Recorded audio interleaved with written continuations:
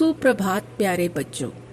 आज हम काल अर्थात समय, उसकी परिभाषा और उसके भेदों के बारे में ज्ञान प्राप्त करेंगे।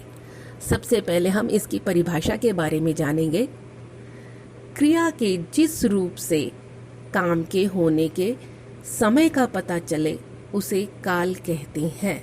अर्थात जिस शब्द से हमें उस काम के होने के समय के किस समय में वो काम हुआ है यह पता चलता है, उसे हम काल कहते हैं। जैसे वह खेल रहा है, मैं कल दिल्ली जाऊंगा, मैंने खाना खा लिया। उपरोक्त वाक्यों में खेल रहा है, जाऊंगा, खा लिया आदि शब्दों से काम के होने के समय का पता चलता है। काल के मुख्य रूप से 3 भेद होते हैं। भूतकाल अर्थात बीता हुआ समय, वर्तमान काल अर्थात चल रहा समय, भविष्यत काल अर्थात आने वाला समय। सबसे पहले हम वर्तमान काल के बारे में जानेंगे। क्रिया के जिस रूप से काम के वर्तमान समय, वर्तमान अर्थात चल रहे समय में होने की सूचना मिले उसे वर्तमान काल कहते हैं। अर्थात जिस शब्द से हमें पता चले कि कार्य अभी वर्तमान समय में चल रहा है उसे हम वर्तमान काल कहते हैं। उदाहरण के लिए, वह पत्र लिख रहा है, वे दौड़ रहे हैं। लिख रहा है, दौड़ रहे हैं, रहा है और रहे हैं से हमें ये पता चल रहा है कि कार्य जो है वो अभी वर्तमान समय में हो रहा है। इसका दूसरा भेद है भूतकाल।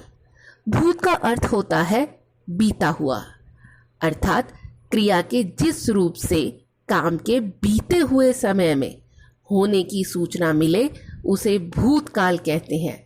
अर्थात जब हमें यह पता चले कि ये काम हो चुका है तो उसे हम भूतकाल के अंतर्गत जानेंगे। उदाहरण के लिए, अध्यापिका ने पाठ पढ़ाया। अध्यापिका जब वो पाठ पढ़ा चुकी है। राघव ने गाड़ी चलाई, राघव गाड़ी चला चुका है। इन वाक्यों से ये पता चलता है कि ये भूतकाल के अंतर्गत आते हैं। अब हम इसके तीसरे भेद भविष्यत काल के बारे में जानेंगे। भविष्य का अर्थ होता है आने वाला समय।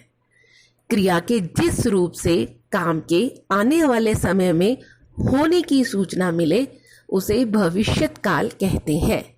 अर्थात जिस शब्द से हमें यह पता चले कि कार्य अभी ना हुआ है, ना हो चुका है, पर अभी होगा, तो उसको हम भविष्यत काल के अंतर्गत रखेंगे।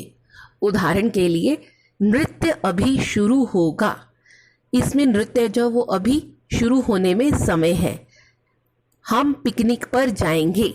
हम अभी पिकनिक पर गए नहीं हैं, ना जा रहे हैं, अभी हम जाएंगे।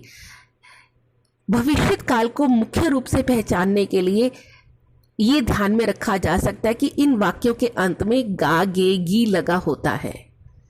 आशा है आपको ये काल अच्छी तरह से समझ में आ गया होगा। धन्यवाद।